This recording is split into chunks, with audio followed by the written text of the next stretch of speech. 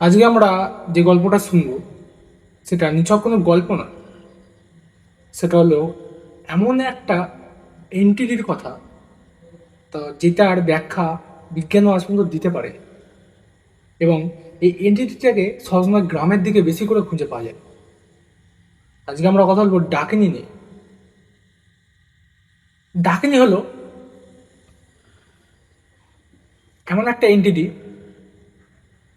যার নিয়ে অনেক কথা আছে। অনেকে বলেন ডাকিনীরা হলো অতৃপ্ত আত্মা, যারা অন্যের রক্ত আর মাংসের লোভে বেঁচে থাকে। আবার অনেকে বলেন এরা টুকটাক ও কালো জাদুর দেবী। কিন্তু যদি ডাকিনী আপনার খুব চেনা কেউ হয়,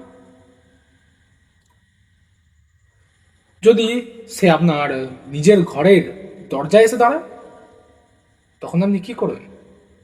চলুন ফেরা যাক 1995 সালের একটা ঝড়ের রাতে পুরুলিয়ার একটা প্রত্যন্ত গ্রাম রতনপুর। সেই রতনপুরের সব থেকে শেষ প্রান্তে একটা পুরনো জমিদার বাড়ি। সেই জমিদার বাড়িতে থাকতেন অবিনাশবাবু। বয়স তার প্রায় 60 হবে। সেই জমিদার বাড়ির পাশ দিয়ে দিনের বেলাতে ওকে যেতে সাহস পেত না। লোকে বলতো ওই বাড়িতে নাকি ডাকিনীদের অভিশাপ লেগে আছে। অবিনাশবাবুর পূর্বপুরুষরা নাকি তন্ত্র সাধনা তন্ত্র সাধনার নামে অলৌকিক শক্তির বন্দনা করতেন। অবিনাশবাবু অবশ্যই সব বিশ্বাস করতেন না, কিন্তু সেই অমাবস্যার রাতে তার এই ভুলটা পুরো ভেঙে গিয়েছিল। রাত তখন প্রায় একটা। বাইরে মুষলধারে বৃষ্টি, সাথে ঝোড়ো হাওয়া। লোডশেডিং এর কারণে পুরো বাড়ি ঘুটঘুটে অন্ধকার। অবিনাশবাবু একটা মোমবাতি জ্বালিয়ে ড্রয়ারের কাছে বসে বই পড়ছিলেন। হঠাৎ অবিনাশবাবু শুনতে পেলেন ঝড়ের শব্দের মাঝখানে হঠাৎ কোথা থেকে একটা অদ্ভুত আওয়াজ ভেসে আসছে। কেউ যেন নুপুর পরে তার বাড়ির বারান্দায় হাঁটছে। কিন্তু এই মাঝরাতে এই ঝড়ের মধ্যে কে আসবে? তিনি মোমবাতিটা হাতে নিয়ে দরজার দিকে এগোলেন। এই সময় হঠাৎ তার দরজাতে একটা মৃদু টোকা পড়ল। অবিনাশবাবু কাঁপা কাঁপা গলায় ডাকলেন, কে কে কে বাইরে? বাইরে থেকে কোনো উত্তর এলো না, শুধু সেই নুপুরের আওয়াজটা দরজার ওপাশ থেকে ধীরে ধীরে জানালার দিকে সরে গেল। অবিনাশবাবু জানালার কাঁচের দিকে তাকালেন। মোমবাতির আবঝা আলোয় তিনি যা দেখলেন তাতে ওনার গায়ের রক্ত হিম হয়ে গেল। জানালার ওপরে দাঁড়িয়ে আছে একটা নারী মূর্তি, কিন্তু তার অবয়ব স্বাভাবিক নয়। তার চুলগুলো জট পাকানো, বাতাসে হাসছে, চামড়া কুচকুচে কালো আর খসখসে। কিন্তু সবচেয়ে ভয়ানক ছিল তার চোখ দুটো। মোমবাতির আলোয় সেই চোখে তিনি দেখলেন,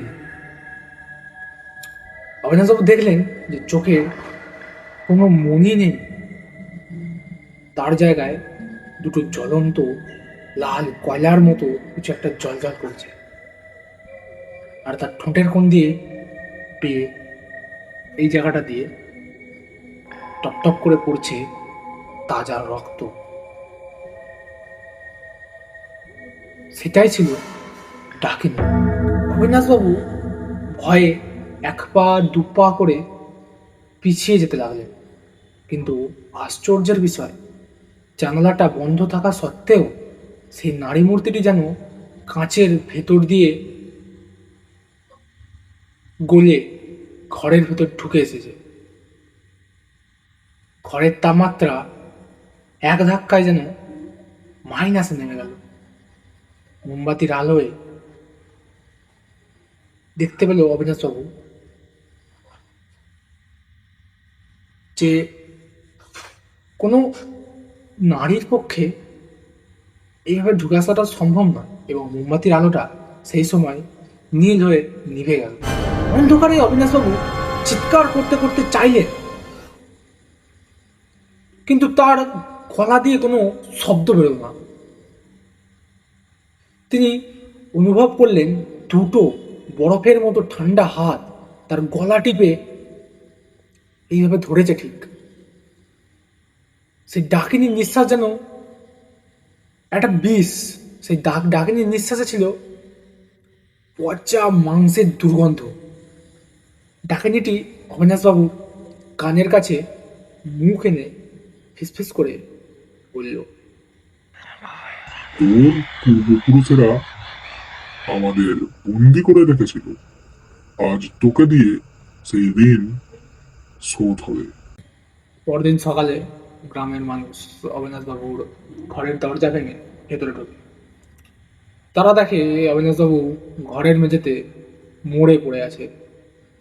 তার সারা শরীরে কোনো আঘাতের চিহ্ন ছিল না, কিন্তু তার চোখ দুটো ভয়ে ঠিকরে বেরিয়ে আসছিল। আর সবচেয়ে আশ্চর্যের বিষয় কি জানেন? তার পুরো শরীরের রক্ত যেন কেউ চুষে খেয়ে নিয়েছিল, বা সিরিঞ্চি দিয়ে পুশ করে টেনে নিয়েছিল। শরীরটা পুরো ফ্যাকাশে সাদা হয়ে পড়েছিল সেটা।